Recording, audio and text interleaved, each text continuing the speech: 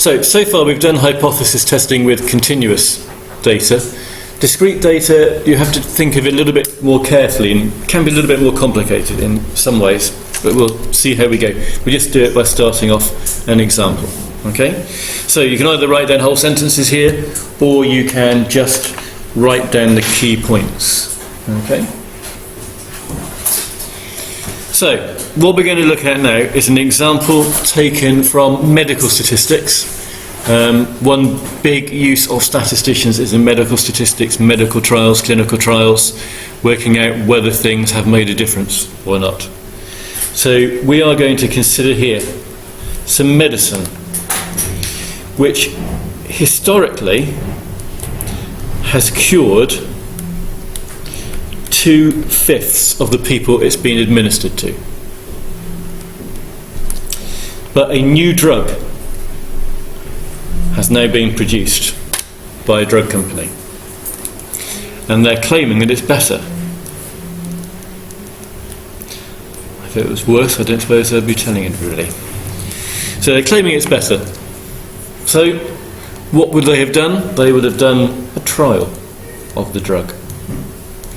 And in the trial, this drug cured 11 out of 20 people. And what we have to do is to test at the 5% significance level the claim.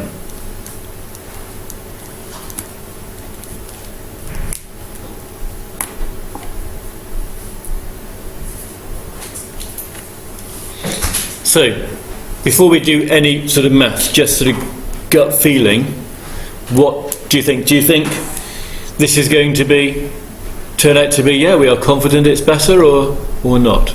Just gut feeling. Probably not. Okay. What was this one here as a percentage cure rate? What's this here? 40%. Yeah. What's this one here as a percentage? Okay, so it has gone up. It is better. It's a small sample there. It's a small sample. It's very interesting. I was listening to, there's a programme I'd recommend you listen to. It's on Radio 4. It's called More or Less. And you can download them all as a podcast as well. It's all basically about statistics and maths, particularly in the news and things.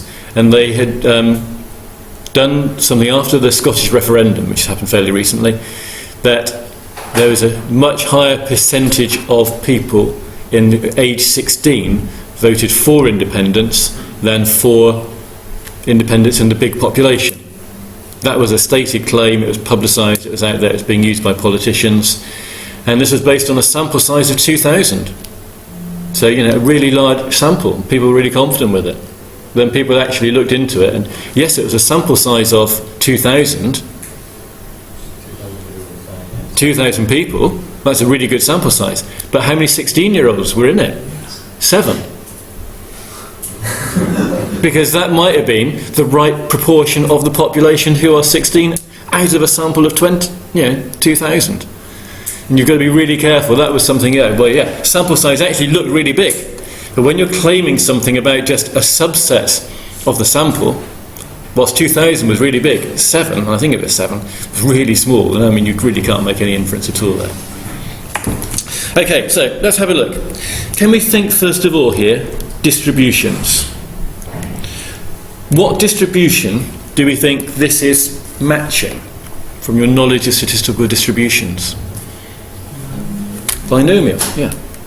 Okay, so we are now coming back to a discrete distribution, which is what you'd expect from the title.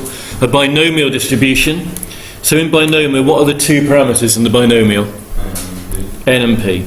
The sample size and the success rate. Okay. So, what is N going to be here? 20, yeah.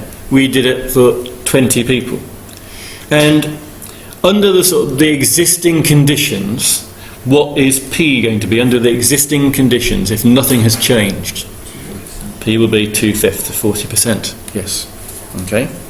So what we are going to be dealing with here is we are going to be dealing with X, which is binomial 20 2/5. So our H0, our null hypothesis, is going to be that nothing has changed, the drug is no better, the cure rate is still 2/5. So our alternative hypothesis, H1, what's that going to be? Yeah, they're claiming it's better, so that it is greater than 2/5. What sort of test? One tail. And we were told here to do it at a 5% significance level. Okay.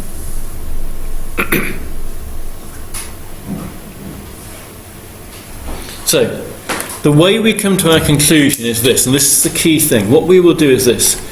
We will find the probability of getting,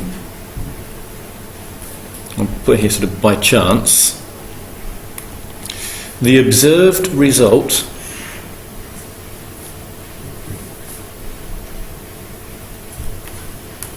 so we'll work out the probability of getting 11 out of 20 people cured if P really is 2/5. And then we compare that with 5%. If that's smaller than 5%, we reject it. If it's not smaller than 5%, we accept the claim. Are we happy? Well, I might have said that the wrong way around then, sorry. Are we happy about that? Shouldn't be. Because that's not exactly what we do. We don't just find the probability of getting the observed result. We find the probability of getting the observed result or more extreme than that. Okay? We find the probability of getting the observed result or a more extreme result. Because that would still please the drug company. Okay? So we find the probability of getting, by chance, the observed result or a more extreme result, and then we compare that to the significance level.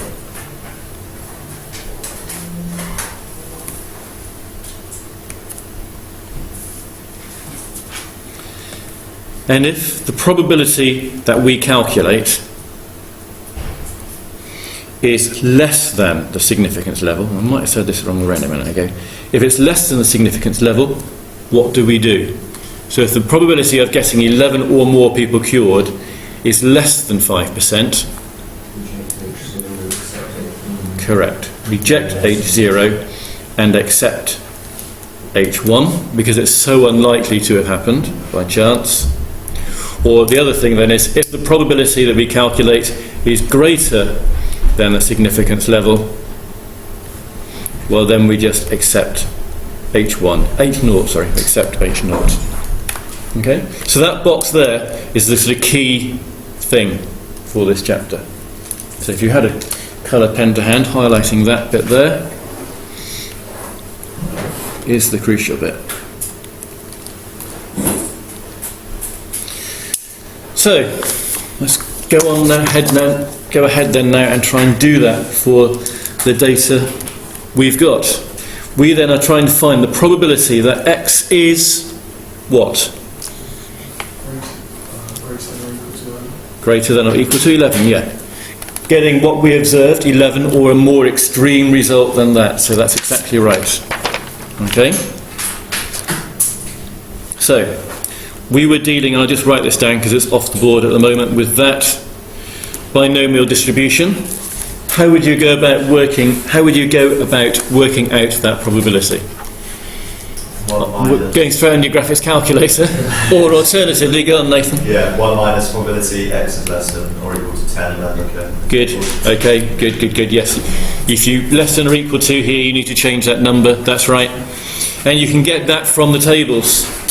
Okay, I'll tell you what it is for now. Okay, it's 0.8725. We'll check it at Greece and on Liam's calculator. Liam's calculator may be, well, probably should be exactly the same actually, shouldn't it? I was going to say maybe more accurate, but okay. So we found out that there's a 13% chance of this happening by chance, even if the drug isn't any better. There's a 13% chance that it will be cured if at least 11 people.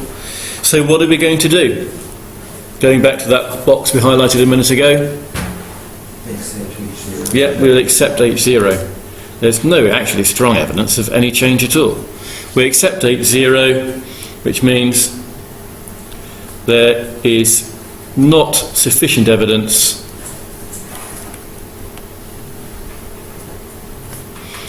to conclude the new drug is better.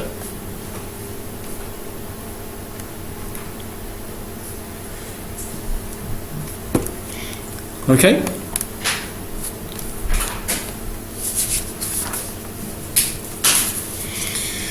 We're happy with that? Okay. Right. Just as with the continuous ones, there was sometimes an alternative way of doing it, the same thing happens here. That one we worked out a probability. What might be actually interesting though? What questions might somebody ask if you just presented them with this? What question might they ask now though? How could I get sufficient evidence? Yeah, how many people would have to be cured in a trial for you to conclude that the new drug was better? So what's that suggesting we might be interested in finding? The critical value. Yeah, okay. So we can also do this using the critical value approach, which is often more informative here because you can sort of see effectively how close you are to making, the conclusion that actually the new drug is better. So if we let the letter C be the critical value,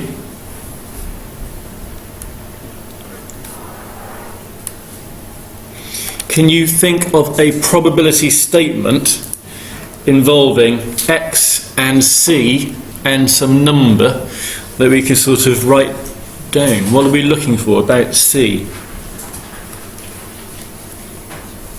Probability that X is greater than C is 0.15. Okay. Greater than or equal to. It is actually greater than or equal to, and what did you say here? Greater than. No. Best. Okay, there we go.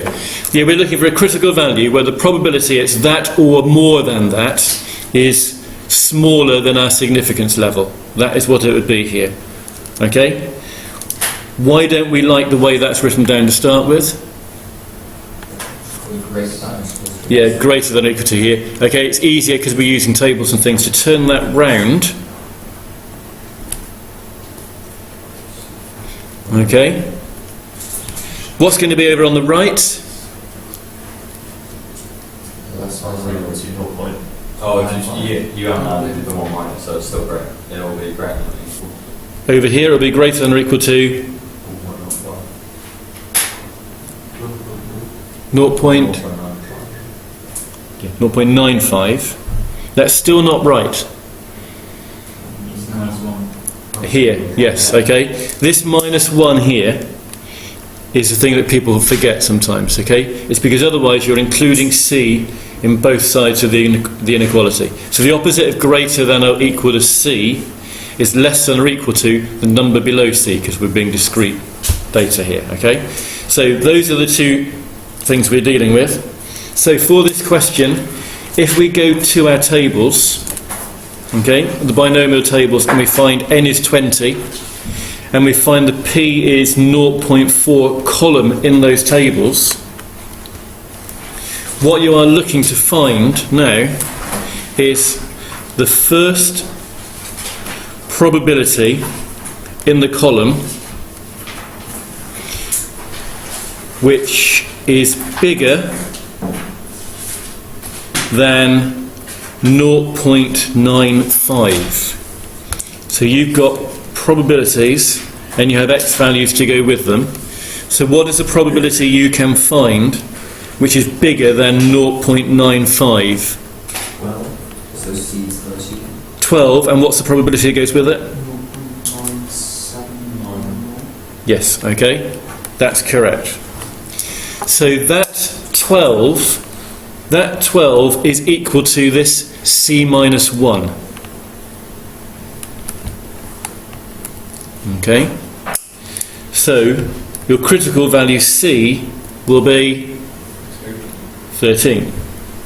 So you would have had to have seen 13 or more patients cured by the drug, if you were doing a sample of 20, to have concluded the drug really is better. So we can just maybe put down a concluding sentence just about that. Okay, so only observing 13 or more people cured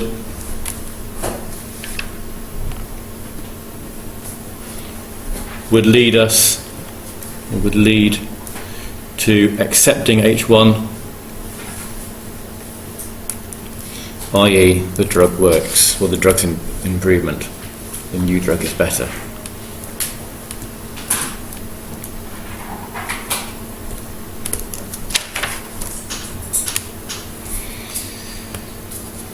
So, what was the significance level we actually used here? We started out with our significance level here. Nominally, it was 5%. But looking at what's still on the screen at the moment, what significance level did we actually use? 2.1%. So we actually used 2.1%. Where did that come from? Yeah, because that is the probability we used, okay? So it's come from there. We actually used 2.1%. Why couldn't we use 5%? Because these are discrete chunks of probability now associated with things, and it won't work out that there is one, spot on what you want. Okay, what we've got here, you've got to think now we're using discrete data, so we've got sort of discrete blocks of probability, and it may have been that we wanted 0.95. This might be over here an area of 0.95, but we can't then say, well, this is a significant one, because we don't know effectively whether it's coming from the bit on the right of the line or the bit on the left of the line, which is why we have to add on 1 to the 12 to get the 13. So effectively, that bar there could have been the 12 bar, but because the 5% and 95% thing sliced somewhere through it, we actually used this value here of 0.9790 to the left of there, and ended up stating that 13 one there. It's because these are coming in discrete chunks. Okay? So the nominal significance level and the actual significance level can be different in these things.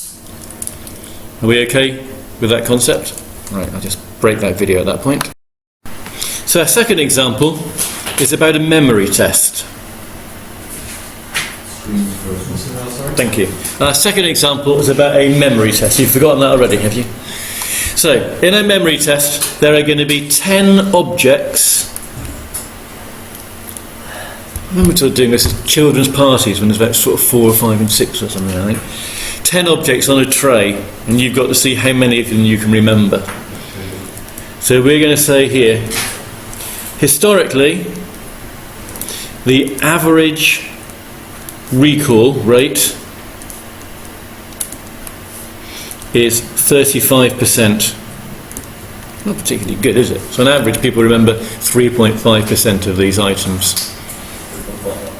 Sorry? 3.5%. Oh, thank you. There we go. That's my first mistake. Well, no, that's a mistake of today. Right, now, what they're having now is they're going to be given some new special energy drink. Okay?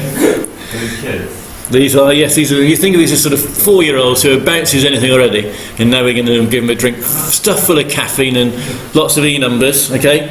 And then we are going to give them this memory test. Okay? And the question we are posing is this. Here's our main question. What would the success rate have to be? Or the recall rate, we called it earlier. What would the recall rate have to be if we are to conclude that the energy drink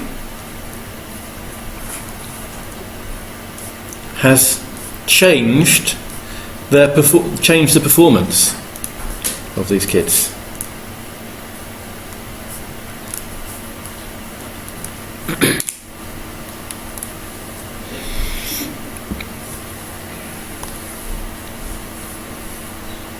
Right, any comments just from the question first of all? Just changed. Changed? So what's change suggesting? Two tails, yes. Not actually saying here has it made them better, it just made them so hyperactive their brains just can't cope with anything at all. Yep. It doesn't pass the significance level, so you assume it's 5%. Yes, okay, it doesn't have that, so yeah, we need to come up with a significance level. You're quite right. So we'll work on the 5% significance level, it's the most common one. So, what's our distribution here then?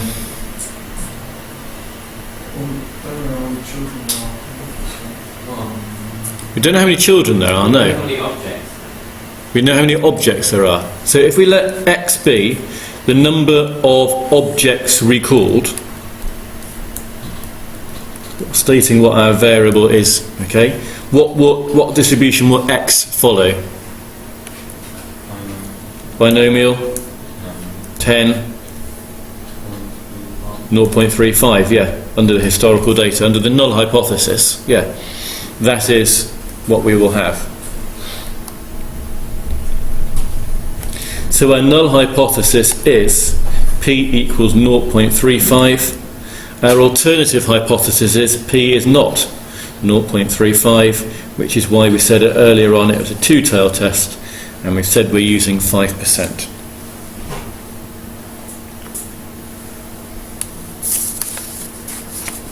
So at this point, I just want to do a diagram, and I suggest you do as well. We're going to have x there, we're going to have probability up the side. What is the minimum number of things I could remember? 0, yeah. 0, 1, 2, dot, dot, dot. And I'm going to do for 7, 8, 9 and 10. And we're going to have some bars here, which might look like this. Okay, there are our probability bars. I'm not putting them all in. Now, if it's a 5% two-tailed test, how are we going to go about finding our critical values? What are the probabilities we need?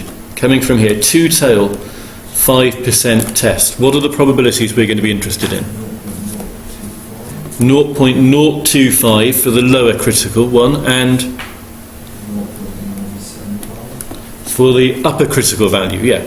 These probabilities here will lead us to our two critical values. So, if you go to your binomial tables for n is 10 and p is 0.35,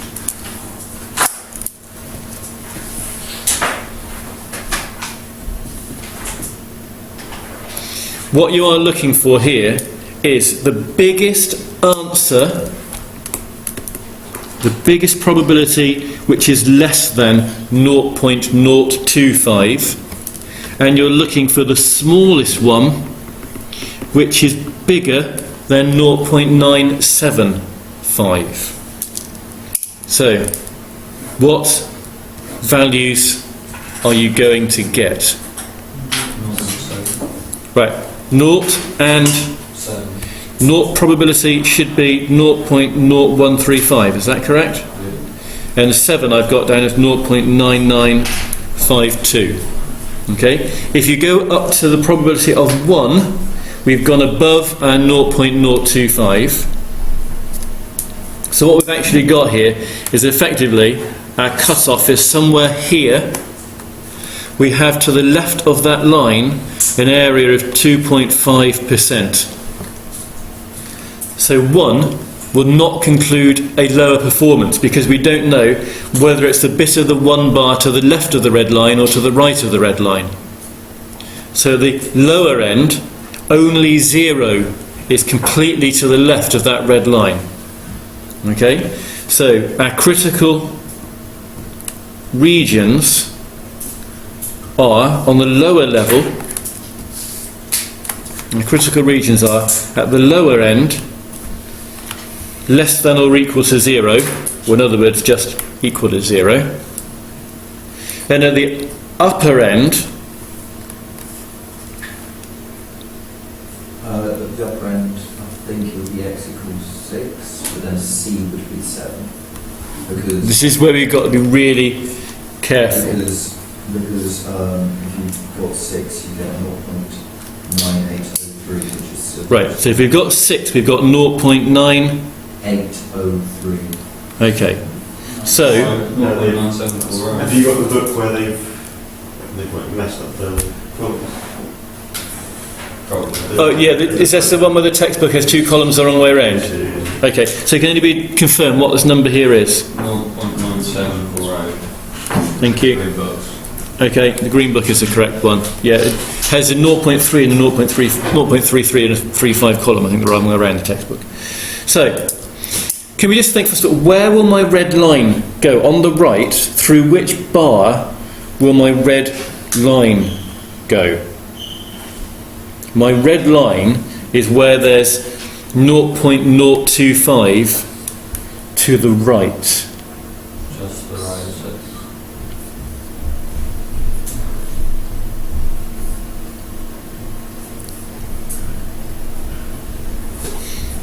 The 6,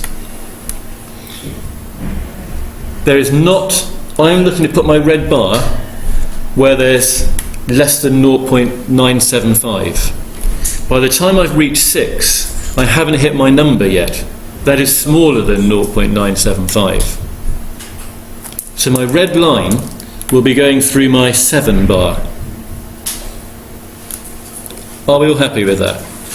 Because if the probability for 6 is 0.974, my red line has got to be to the right of my 6 bar. So if I got a result of 7, I don't actually know whether it's 7 to the left of the red line or 7 to the right of the red line. So my top end critical region will actually be greater than or equal to 8. So in other words, 8, 9 or 10.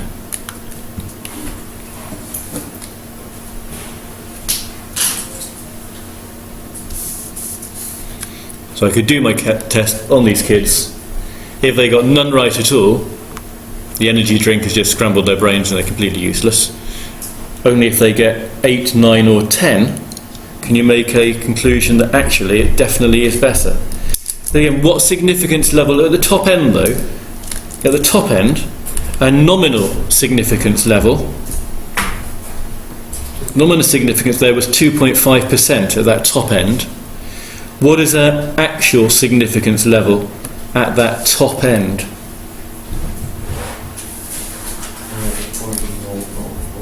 Yeah, it's come from 1 minus the 0.9958, which is 0.0048.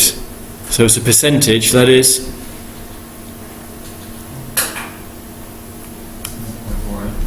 0.48%, yeah, about 0.5%.